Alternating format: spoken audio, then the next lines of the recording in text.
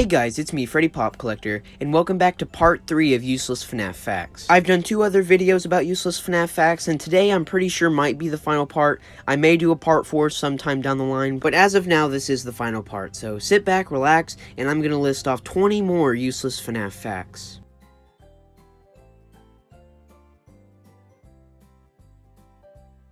Kicking it off is a fact from FNAF VR, and a fact that I didn't even know about until last night. In the FNAF 3 mode on FNAF VR, there's a very rare chance that the coffee mug from Desolate Hope can spawn on your office desk. I knew there were a few Easter eggs in the last video, like of course I mentioned the Minarino one and the Plush Trap minigame, but I never knew just how many Easter eggs FNAF VR has. And if you didn't know about the FNAF VR Easter eggs, buckle in because there's gonna be a lot more coming.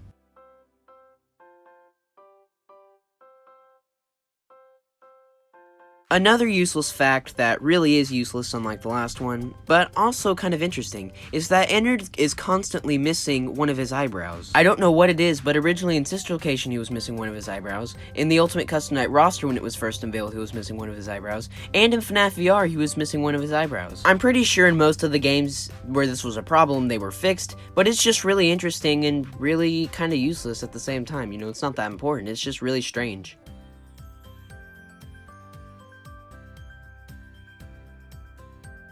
In the last video, I said that it was really strange that Nightmare Mangle was the only character up to the point of FNAF 4 that wasn't in FNAF World. JJ, the Endoskeletons, all the Jackos, they were all there, and I said that every single character was there except Nightmare Mangle, but that's actually not true. There was one other character that was absent, he was from FNAF 2, and that's Withered Golden Freddy. I don't know why Scott decided to cut him from FNAF World. It's just really strange how he got all the obscure characters like the Shadows, even JJ for crying out loud, the Paper Pals even, but skipping Withered Golden Freddy. It just seemed really strange. I guess we'll never really get a clear answer as to why. Maybe Scott just forgot, which is what I'd be willing to bet, but we just don't know.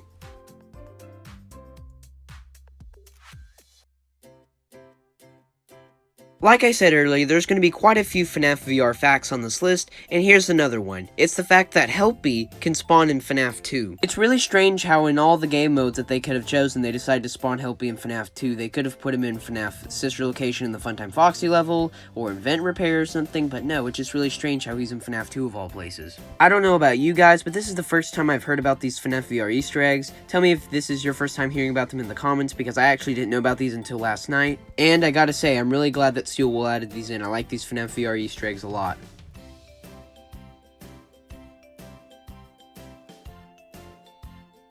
Ultimate Custom Night is one of the strangest FNAF games of all time. Not just because of the lore, but it was the first time in FNAF's development that Scott was actually open with the fanbase, taking in their ideas, basically letting them help craft the game. It was really cool. It was a wonderful way to show just how far FNAF had come up to that point. Of course, it's gone a lot farther now. But at that point, it was just really cool to see Scott open up and just talk to his fans a lot more. Ultimate Custom Night had a very rocky development, though. Things were kind of moving fast and then kind of moving slow. It kind of went back and forth in that pace, and the release date moved a total of 3 separate times. Originally, it was August 8th, then it was July 8th, then it was June 29th, and then the game released on June 27th.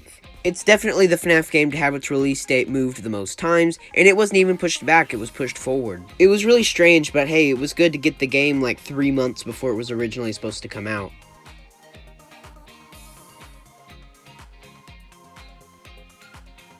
While we're on the subject of Ultimate Custom Night, let's talk about 3 of the most obscure Easter eggs in that game. It's very rare, but there's an extremely small chance when you start up a night that sitting on your desk there can either be Adventure Tangle, Adventure White Rabbit, or this little weed thing. I forgot what they were called, but they were enemies in FNAF World. They were really cool Easter eggs. I actually never found any of these guys in the game, and I've played Ultimate Custom Night probably a lot more than I'd want to admit. But hey, I really like these Easter eggs, and I'm really excited that I might find them someday.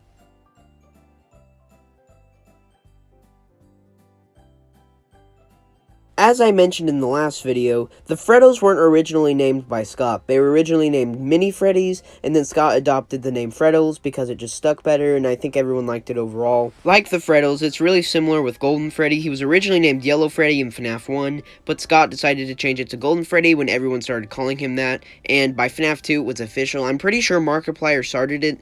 Don't quote me on that, I'm not sure. Personally, I do like Golden Freddy a lot better, and I'm glad Scott decided to change it.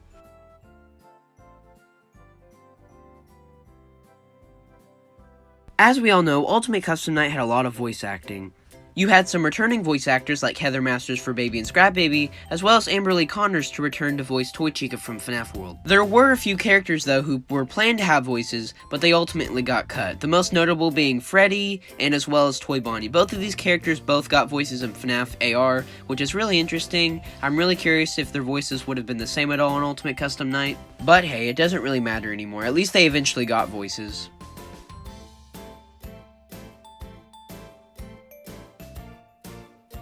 Going back to FNAF VR, an Endo 02 skeleton can also spawn in the FNAF 2 office. It's extremely rare, just like Helpy and the coffee mug. We know the drill at this point, but this is probably my favorite one so far. From what I know, all 3 of these Easter eggs stay the whole night. I don't think they just appear and disappear sometimes, but this was probably my favorite one. It's the fully modeled Endo 02 skeleton. It's really interesting how he doesn't appear in the gallery. Same with the coffee mug too. You'd think if they spent all that time modeling, you'd think they would at least show up in the gallery. I guess they really wanted these to stay as Easter eggs, and I can really respect Steelwool for that. All in all, this is my favorite Easter egg so far in FNAF VR. Let's move on to the next fact.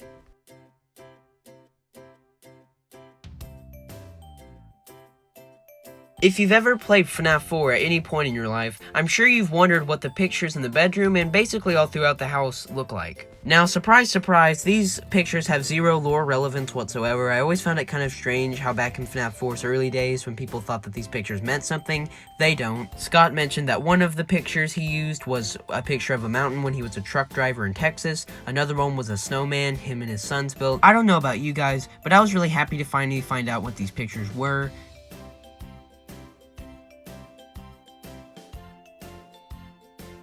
A FNAF 2 Easter egg I didn't even know about until recording this video is that sometimes when the puppet goes out to kill you, if you go to the camera in the main hall, you can sometimes catch glimpses of him. He doesn't like move down the hall or anything, he just kind of fades in and out on the camera. It's really strange. I really like this one though. Of course I haven't seen it, I didn't even know about it until last night. But hey, I gotta admit, this is a pretty cool FNAF Easter egg.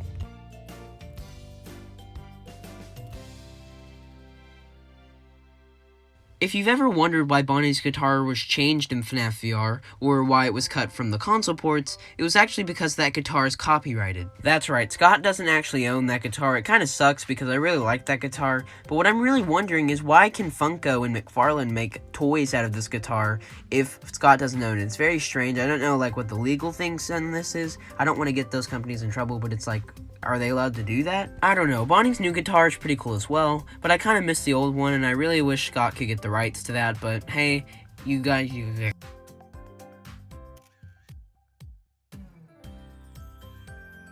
And now for the final FNAF VR Easter egg on this list, is that Biddy Bab can sometimes spawn in the baby level in the FNAF 4 house. It's really cool, it's really strange, and I really like that Steelwool added this in. Again, one of my favorite Easter eggs of all time. This Easter egg is really cool. I don't know if I like it as much as the Coffee or Endo 02 Easter egg, or maybe even Helpy. Hey though, this Easter egg is still just as cool as all the other ones. I love all these Easter eggs that Steelwool added in. It really adds to the game a lot. Let's move on to the next fact.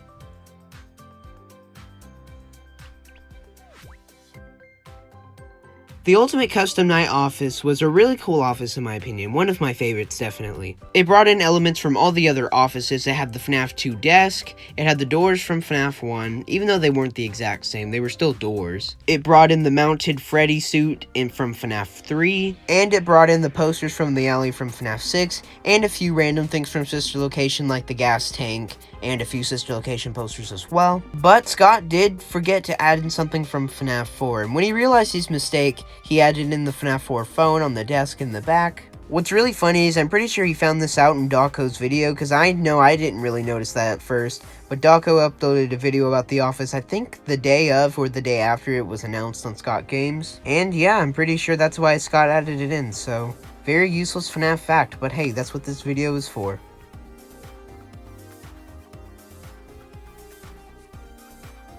If you ever wonder why the FNAF 2 menu music is different from the remastered version than from the original, it's actually because, once again, Scott doesn't own the original music. I'll go ahead and play it for you guys real quick so you can hear the difference.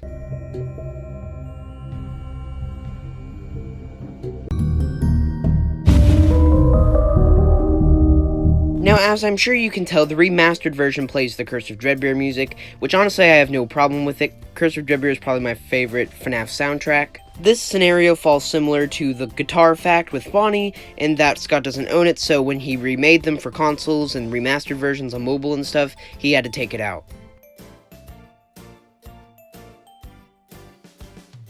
Now, as we all know, foxes have tails, but for some reason, Foxy in the FNAF games doesn't have a tail. There's only one, or I guess two, foxes that in the entire series that have a tail, and that's Funtime Foxy and Lolbit. Foxy, Mangle, Phantom Foxy, Withered Foxy, Rockstar Foxy, all of these foxes didn't have tails. Well, I guess if you really squinted at it, Mangle could have had a tail based on FNAF World, but we're not going to talk about that. I'm talking about Mangle, not Fixed Mangle. Pfft. Okay, I'm gonna be real with you guys, this fact is really dumb, but at this point I was really trying to get desperate, I was really running out of facts, and we're trying to wrap up this video, so I'm sorry this fact was kind of stupid.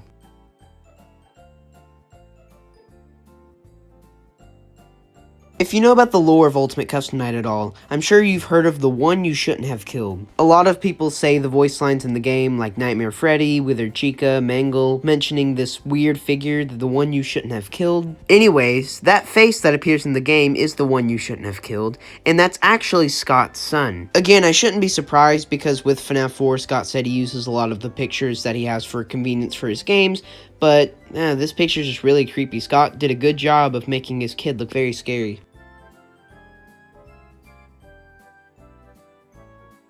As we all know, the trash in the game came back for Ultimate Custom Night. Mr. Can-Do, Number 1 Crate, and Bucket Bob appeared as the actual people on the roster, but Mr. Hugs' appearance was kind of more subtle. He was in the Toy Freddy game, Five Nights with Mr. Hugs, and he was also in one of the hallways. However, there was one member of the trash gang that was cut, and that was unfortunately Pan Stan. Pan Stan doesn't appear in any cutscenes, any Easter eggs in the hallway, nothing like that. He's just completely cut from the game. It's very strange how they would add 4 other characters, but not the last one. It's just kind of frustrating to me. But yeah, to be honest, Pan Stan was kind of my least favorite anyway, not to be mean or anything.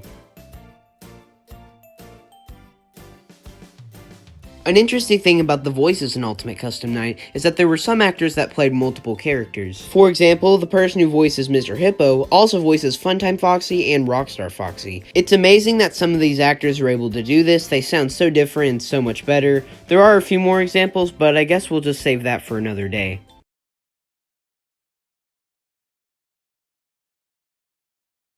Alright guys, this is it. This is the final fact. For now, anyways. Fact number 60. 3 parts. I've saved the best and most useless fact for last. This fact will leave you with no lasting emotion. This fact is the most useless fact I could possibly think of. If we go to the Ultimate Custom Night section in the Freddy Files Updated Edition, and you look in the hallway, in Nightmare Bonnie's icon, that's actually his action figure. Yeah, I'm not joking. That picture of Nightmare Bonnie is actually the Funko action figure face. I have no idea why they decided to do that, and it doesn't even matter. Who really cares, honestly? But that is the most useless fact I could think of. Thank you guys so much for watching this series. This series was really fun to do. Like I said, I may continue this someday. I may do a part 4 if I can find enough facts. But as of now, I'm going to end the series here. This series was really fun to make, and I'm so glad you guys enjoyed it. Thank you so much for watching. Feel free to like and subscribe if you want to see more content from me. And I have something very special planned for 10,000 subscribers, so stay tuned for that. Thank you guys so much for just being the most supportive and loving fan base anyone could ask for. Thank you guys so much for supporting me and the channel, and it really does mean a lot, guys. Your support goes a long way. Thank you so much for watching my videos again, and I will see you guys in the next video. Bye.